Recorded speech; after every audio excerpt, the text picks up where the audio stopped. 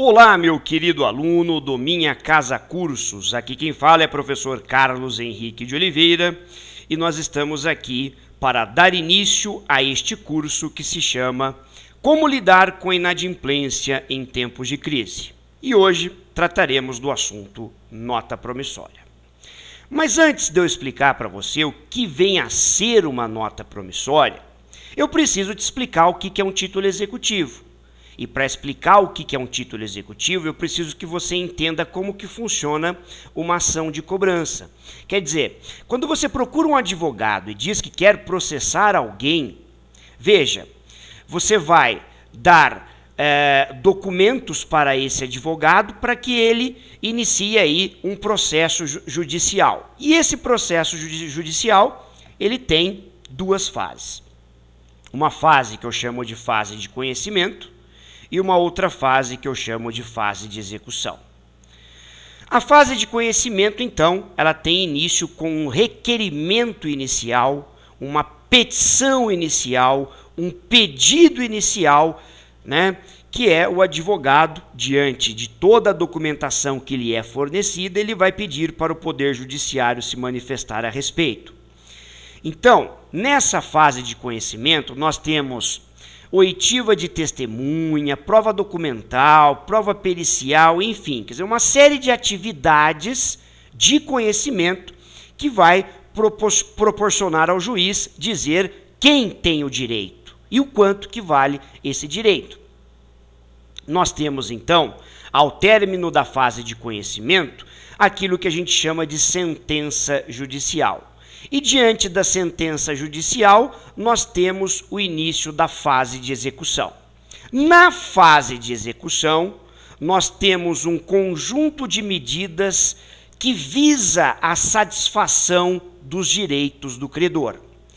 Para que eu dê início a uma fase de execução, só mediante um título executivo. Esse título executivo pode ser uma sentença judicial, como pode ser um outro título executivo, como, por exemplo, o cheque e a nota promissória, que é o objeto de estudo no momento. Então, sem título executivo, nós não temos a fase de execução. Então, veja a importância do cheque, veja a importância da nota promissória. Elas são instrumentos que faz com que o credor deixe de peregrinar pelo Poder Judiciário durante toda uma fase de conhecimento. Nós ingressamos direto com a ação de execução se estivermos diante de um título executivo. E a fase de execução termina quando? A fase de execução, ela termina com o pagamento total, o pagamento parcial, ou ela pode terminar com o não pagamento. Sim, na situação em que o devedor não tem bens à penhora, ele não tem dinheiro, ele mora numa casa própria, mas é a única casa que ele tem só uma geladeira, ele tem só um fogão, uma cama, um guarda-roupa, enfim, ele só tem bens, que a gente chama, que a gente intitula de bens impenhoráveis.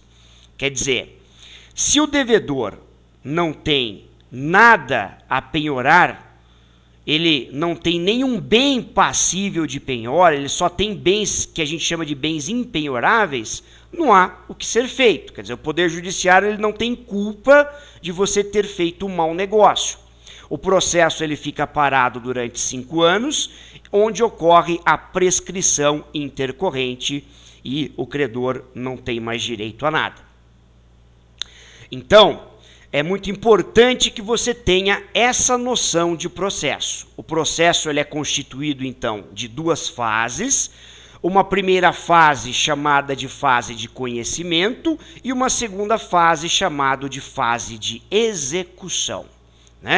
Então, olha só, a fase de conhecimento ela dura meses, podendo durar até anos, e a fase de execução também. Só que a fase de execução ela depende de vários outros fatores, tá bom? Bom, então, a nota promissória, o cheque, o que ele vem a ser? Um título executivo. E o que esse título executivo é para você? Eu costumo brincar com os meus alunos que esse título executivo é o passaporte da alegria.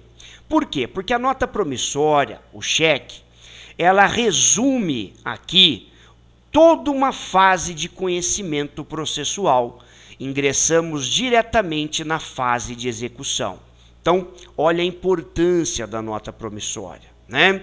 Ela é um título executivo extrajudicial, né? Vou repetir. A nota promissória, o cheque, eles são títulos executivos extrajudiciais. Eles resumem toda uma fase de conhecimento, tá? Então, nota promissória é um título executivo em que seu criador assume a obrigação direta e principal de pagar o valor correspondente no título. Nós temos basicamente duas partes, o devedor e o credor. O devedor, também chamado de emitente, é quem vai emitir a nota promissória. O devedor também recebe mais dois nomes, subscritor ou criador. E o credor, que também tem outras denominações, como por exemplo, emissário, beneficiário ou tomador. Mas, de qualquer forma, resumindo aqui, nós temos o devedor e o credor. Então, acompanhe comigo aqui este exemplo. João de Oliveira necessita vender um automóvel no valor de R$15.000. Pedro da Silva está muito interessado na compra e propõe um acordo onde pagará R$10.000 de entrada e o restante em 5 parcelas de R$1.000. Mas não tem dinheiro para as parcelas, nem tampouco possui cheque. Todavia, garante que fará o pagamento de forma correta. João está desconfiado, mas nunca fez nenhum treinamento para lidar com essa situação. Como João deve proceder? Então, meu caro aluno, preste muita atenção, né? Como que João deve proceder para trabalhar com uma nota promissória. Então, olha só. Primeiramente, eu preciso de alguns dados. Data da compra. Então, por exemplo, 15 de novembro de 2015.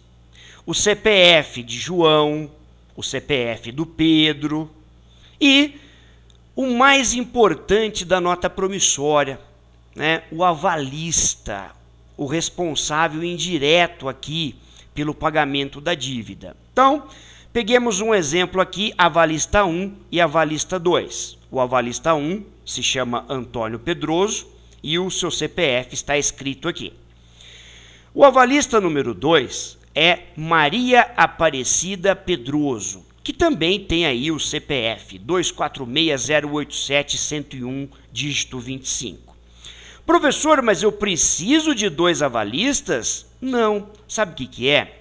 É que eles são casados, né? E nesse caso tem aquilo que eu chamo de outorga conjugal. É preciso a assinatura dos dois. Muita gente não se atenta para esse detalhe, né? Mas se a pessoa é casada, ela não pode ser avalista sozinha, né? Ela precisa da outorga conjugal. Por isso que eu coloquei no caso aqui, né, 2 avalistas. Mas se a pessoa for solteira ou for casada no regime de separação total de bens, você pode muito bem colocar um avalista só e não mais que isso. Tudo bem? Bom, então, o que nós vamos fazer a partir de agora? O que João está procurando? Ele está procurando garantir o quê? O título executivo, o passaporte da alegria. Então, como que João deve preencher corretamente a nota promissória? Vem comigo. Então, nós temos aqui na tela um esquema de uma nota promissória. Vamos lembrar? Então, nós teremos aqui um pagamento à vista, né? E 5 parcelas de R$1.000. Olha só que interessante, né? Então, nós temos que preencher 5 notas promissórias. Então, a primeira nota promissória, como que eu preencho? 1/5, quer dizer, a primeira de 5. Qual vai ser o vencimento? Bom, Se ele está dando uma quantia à vista no dia 15 de novembro, então o dia 15 de dezembro, né, de 2015 vai ser o vencimento da primeira parcela no valor de R$1.000. Então, o que eu coloco aqui? Aos o quê? Aqui, pessoal, você vai colocar a data por extenso. Você não colocou que o vencimento é dia 15 de dezembro de 2015? Então, você vai colocar a data por extenso aqui.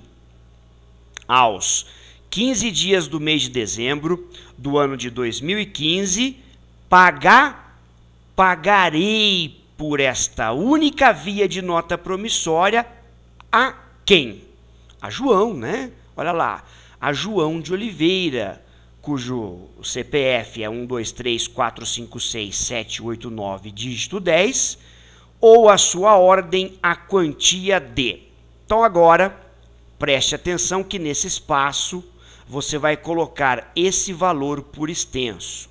Então, olha lá, ou a sua ordem, a quantia de R$1.000. Em moeda corrente deste país, pagável em, quer dizer, qual cidade que vai ser feito o pagamento? Por exemplo, São Carlos, São Paulo. Então, quem é o emitente? Quem é o devedor? É o Pedro da Silva, né? Então, aqui, Pedro da Silva, a data do negócio jurídico, quer dizer, a data que foi feita a compra, 15/11/2015, o CPF do Pedro, né? O endereço do Pedro, muito importante, né? Caso o Pedro não cumpra com essa obrigação, eu preciso saber onde que ele mora para poder ingressar com a ação de cobrança. E, obviamente, não poderia faltar aqui a assinatura do Pedro da Silva. Tá? Então, nós preenchemos aqui a nota promissória de número 1. Falta preencher mais quantas? Ora, se são 5 parcelas de R$1.000, falta preencher mais 4. Então, vem comigo. A segunda via, como é que vai ser? Desse jeito aqui. Tá vendo? Ó? Então, com vencimento em 15 de janeiro, aqui a data por extensa, né? E o restante, tudo igual com a assinatura do Pedro aqui. A assinatura do emitente, quer dizer, a assinatura do devedor, né?